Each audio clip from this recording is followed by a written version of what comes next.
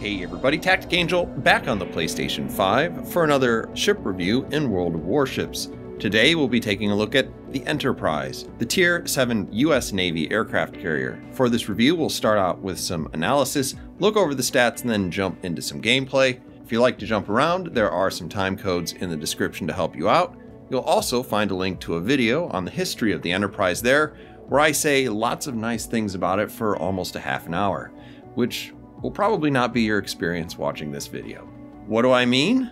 Well, the USS Enterprise enters World of Warships Legends as the third US aircraft carrier at Tier 7, behind USS Lexington and the premium light carrier USS Saipan. The unfortunate thing is that behind probably describes Enterprise in more ways than just released afterwards. It's important to note that this video is made for the July 2024 patch, which means Enterprise entered the game just 5 weeks after a total rework of how carriers play. That update was so successful that just about every carrier in the game has been altered at least 2 times since then, which is also to imply that this review may have a very functionally limited shelf life, because best case scenario, if you want to earn Enterprise today, you can sleep well at night comforted in the knowledge that the performance of the ship is all but guaranteed to change. That should sound a little bit like you're buying a mystery box. But the reason why that's good news is that currently Enterprise isn't really even a mediocre carrier. So what's the Enterprise good at? Usually I like to fill out this list with nonsensical entries in the case that I don't have a lot to talk about on a particular ship, because sometimes that's funny and it lets you know that I'm not taking this too seriously, but this time I just want you to look at this for what it is. Almost everything about Enterprise is average or below average. A fuel system was implemented into the game that is so restrictive that many carriers, like Midway, barely have enough fuel to launch all of their attacks on their own carrier. Not that a reasonable person would have tested this out, but anyway, a short 5 weeks later, Enterprise comes out, and its one advantage is that you can pay to get around that limitation. But at what cost? Well, I suppose the obvious answer is $10. US, or however that translates to your particular currency of choice. But in this game, the trade-offs are basically Enterprise doesn't have a good air group. I'll be the first to admit that watching Avengers and, to a lesser degree, Helldivers fly around pleases me in ways that are probably hard to explain. But that's even harder to justify given their performance in-game. Like other US carriers, the planes are slow. They're even slower than both Lexington and Saipan. In a timed game, that might mean flying across the map in search of a target is a situationally useful ability, but then it would also chew up a lot of time, leading to fewer attacks. Enterprise also doesn't start with a full deck, which isn't uncommon to other US carriers, but she has a longer restoration time too. When she gets there, her planes are relatively underwhelming, featuring low damage with AP bombs and torpedoes, questionable bomb penetration, and slow torpedoes.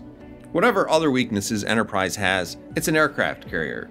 So of all of the things that you don't want to see on the screen, planes bad is probably the worst, and it greatly overshadows everything else. Enterprise has average concealment, average AA, average speed, almost average hit points, a weak secondary battery, not great AA, but decent torpedo protection. I might submit to you that if the second thing I was going to list was good torpedo protection, that things have already gone awry by the time that comes into play if you're playing a carrier. Beyond that, it's also worth mentioning that Enterprise drops AP bombs.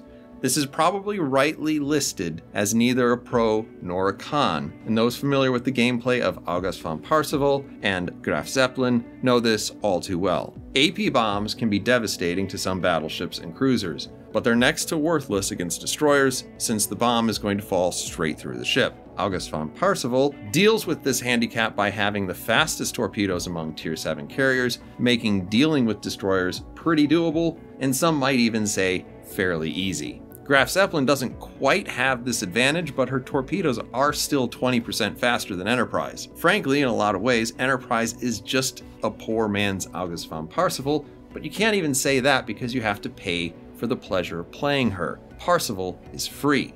But I suppose there might be 1 or 2 people out there who really wish that Parzival had better torpedo protection. So like the Haida before it, folks who are likely to enjoy Enterprise are patriotic Americans this time.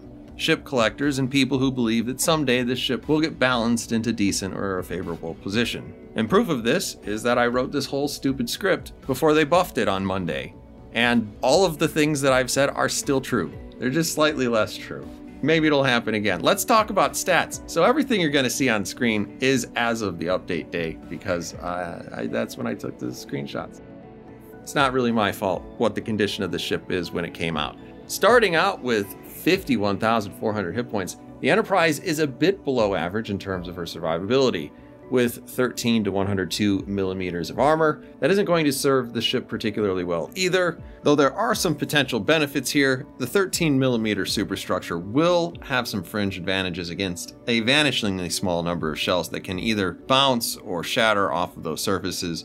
The 102 millimeter belt is behind a torpedo bulge, so 0 damage HE pens are possible against that void, but that's also possible on Lexington. Enterprise does seem like she takes a lot more Citadel damage at range than Lexington, and that is because of the weak 102mm belt. For comparison, you do have to get through a 19mm torpedo protection, then 175mm of belt armor before you can even do any damage to Lexington.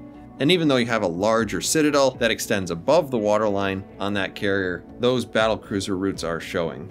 Enterprise fares better at very close range because of the small, low Citadel.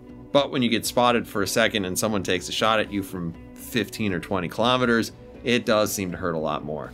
Maybe that's just me, but I did spend a lot of time trying to get shot in this, so results may vary. But yeah, there you have your pretty decent torpedo protection, so congratulations there.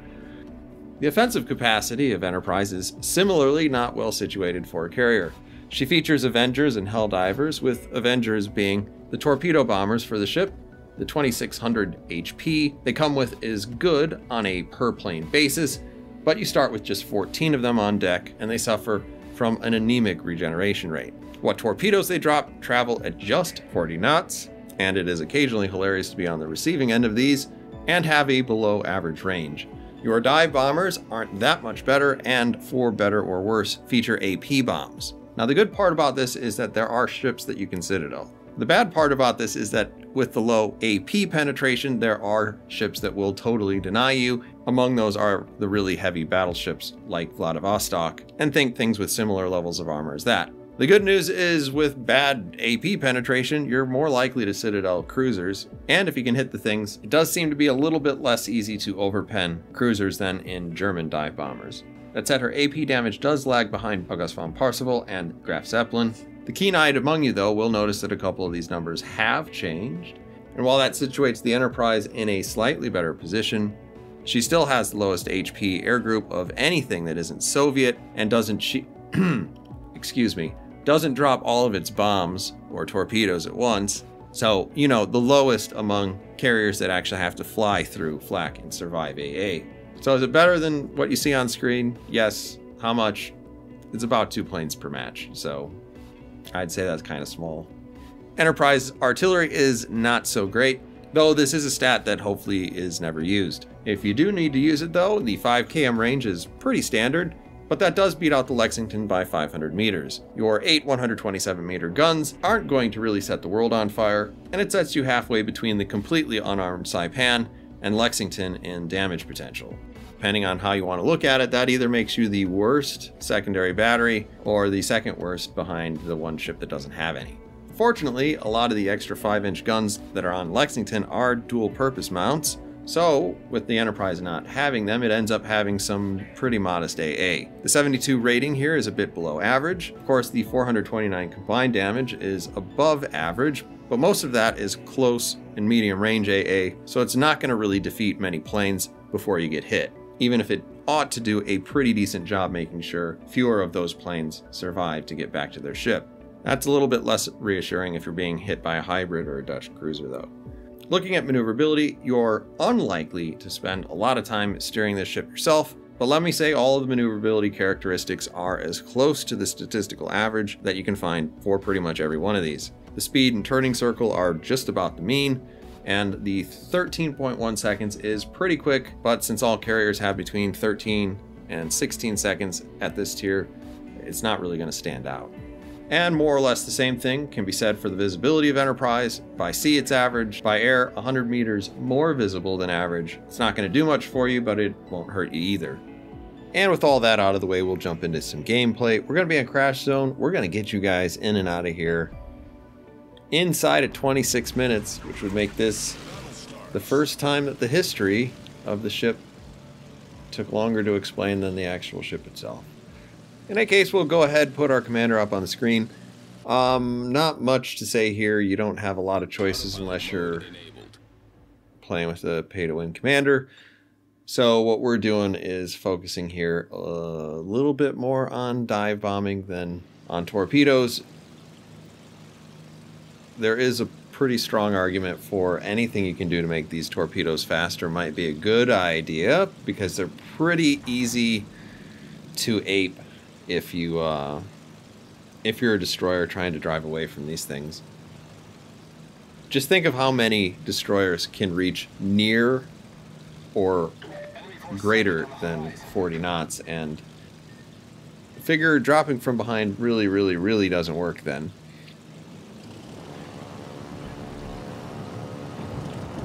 In any case, we're going to go ahead, get started. I will say right off the top that all the damage numbers that you're going to see on screen represent the pre-buff version of the Enterprise, and I'll talk about what that means kind of towards the end. In a way, it might matter and it might not to you, because pre-buff or not, I'm gonna end up being the strongest ship on my team just by virtue of being an aircraft carrier. The bad thing is that your enemy may not be playing a carrier for sentimental reasons, though. One of the nice things about this particular match is that there's only one destroyer on the enemy team. You can see him there off to the left side of the screen, kind of having a bad day, which is great for us because he's kind of the only thing that we have nothing that can really deal with him. The AP bombs do low damage, and you're only going to get overpens, and the torpedoes are just too slow to be consistently useful against them. So we're coming back. We've got some torpedo bombers, at least towards the beginning of the match, depending on how you manage your planes in terms of regeneration, the number of planes returning to your ship in flight, and that sort of thing. You might have to do a little bit of back and forth with this. Near as I can tell, there's not a winning combination for which you want to launch first. Depending on the ships that are out there, maybe you start with torpedo bombers, maybe you start with your dive bombers instead. Now you did see we hit that Tirpitz and started a flood. We're going to try to make sure that these arrive after his damage control is out, because that would cause a flood that would do a lot of damage, in spite of having mentioned that the range of these torpedoes is not particularly great for even aircraft launched torpedoes. You saw we picked up a couple extra hits in the backfield, as well as a flood. I can't tell exactly whether or not the other ship that we hit is still flooding. We're getting about 1,000 damage per tick, so it's probably just Tirpitz, but we know Tirpitz is going to be flooding for quite a while, and that's going to help with that damage number. We land a big hit there on Tirpitz, and you will find that for the most part Enterprise does pretty well against a couple general types of targets. Cruisers generally just work. Another pretty reliable target is going to be those German battleships. Another thing that they're pretty good at in terms of a battleship class, I guess I'm separating this, though the game doesn't. German battle cruisers, also British battle cruisers, work pretty well. I imagine probably any battle cruiser, really, if you think about something like Constellation, would be a pretty easy target for these planes to citadel. It gets pretty dodgy from there. You can see we've been spotted for a second, and that was one of the reasons why we were focusing on the Tirpitz as opposed to coming back here and trying to get the North Carolina. Now the North Carolina has a pretty good idea where we are, so what you're going to see me do here is probably line up some shots in front of his bow to make sure that he slows down or maneuvers, and that's going to give me a little extra time to reposition my ship. Looks like North Carolina gets a gap there, but if survival was the name of the game there, we managed to do it still. And these ought to be a little bit more difficult to dodge. Enemy battleship destroyed. North Carolina goes down. And now we're still moving around. One of the nice things about Enterprise, or like I said, kind of the only nice thing about Enterprise, is that you don't have to worry about this fuel gauge quite as much. You can kind of fly around forever. The downside to that is if you're counting on the ability to fly around forever, having really slow planes is not going to serve you well. If you like to hit reverse at the beginning of the match and just ride that out against the back of the map, you're going to be able to strike things in Enterprise. You probably shouldn't be playing a carrier though, because you're not going to get a lot of effectiveness, and you're probably going to throw a lot of games by leaving damage on the table. That is kind of your one big job these days.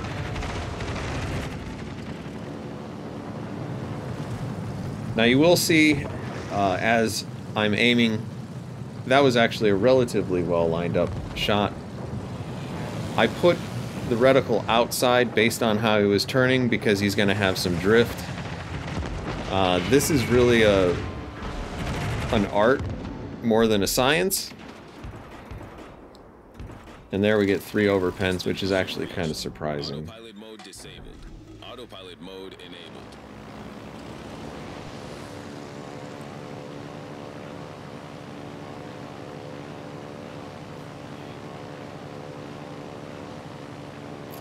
I kind of want to get over to the other side just because we've got a battleship over there, and at least for a review it's fun to kind of target as many different types of targets as possible, so you can see how do these dive bombers really stand up against kind of as many targets as you can fit into one game. We're going to go ahead, launch, and hope we can get out there before that battleship dies. You can see off to the right we've got the Charles Martel still, and he is definitely within range of striking and doing what I'm doing right now, which is going off on this apparently pointless adventure to try to get that other battleship. It's actually frankly not possible in most ships, so if you really like that, then I guess Enterprise is for you. But again, it's a questionable tactic. There are going to be times where you maneuver to one flank and you're able to make something happen just because of that extra range.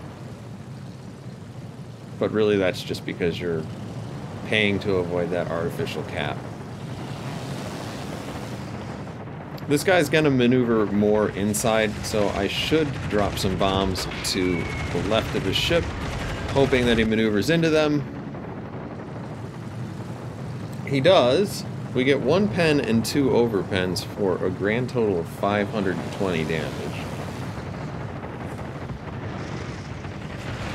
I mean, we'd have done an extra 110 damage after the patch, but that's still pretty bad. That second set of bombs was poorly lined up, but kind of just wanted to make it happen so we could rotate in some new airplanes. And we continue to maneuver. We're heading over towards B.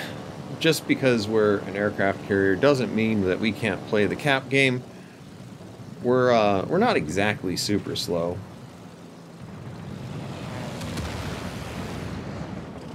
And he's just about finished off. we'll go ahead and drop him at this weird angle. Enemy cruiser destroyed. And we get the Citadel. And I will say that for the most part, the use of dive bombers against aircraft carriers is not super effective in Enterprise. Your ability to penetrate most of the decks is, you know, it's there, but you're not going to get all the way to the Citadel most. There are a couple of exceptions. I've seen it done on Saipan. I don't know if it's possible on any of the other ones. Honestly, maybe another Enterprise, but it does have a pretty narrow Citadel. When we drop here, we're really just looking for pens, and what we get 4,600 damage, more or less. So the rest of this is going to be work that we do with torpedo bombers. So if you've been doing the mental math in your head, we did about 35,000 damage when we were dropping all those AP bombs. If you just look at kind of the straight buff that they gave the ship, what does that mean? We'd have done an extra 8,569 points of damage. Nice. Is it amazing? No. It puts the Enterprise in a better place, but I didn't feel like playing extra games in this. Not with the meta as it is right now. Just to get new recording. For the most part, the additional planes that you would get, you'd end up with 2 additional dive bombers. We're not hurting for dive bombers right now. And part of that is that I'm not being just completely insane with how I use my aircraft.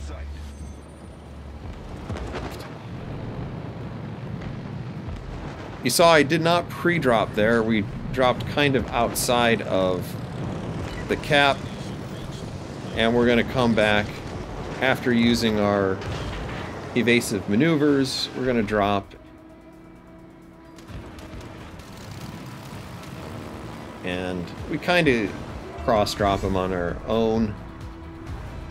And that's just because we like to kill carriers with carriers. It just feels right, particularly in Enterprise. So that'll bring us neatly along to closing thoughts on Enterprise. Well, congratulations. You've made it to, or maybe skipped to the last part of the video. If you can't tell already, I am disappointed by the presentation of this ship. I wouldn't put it past folks in various states to have a great deal of pride and affinity towards ships that bore the name of their homelands, but I would fancy to guess that in these United States, there is no ship more well respected in our history than Enterprise, and this is just a poor representation of the most legendary carrier the world has ever known. Will it get changed? Probably. Hopefully. It's already been buffed once, but unfortunately, Enterprise isn't a ship that has to be good to sell it to you. And what I mean by that is more than likely you knew whether or not you wanted to buy this ship on name and class alone before watching this or any other video. But hey, I appreciate you listening this long. Those are my thoughts on Enterprise. Let me know yours down in the comments. Check out the history of the Enterprise in the description if you haven't, if that interests you. I hope it does. But as always, I hope to see you on the next one.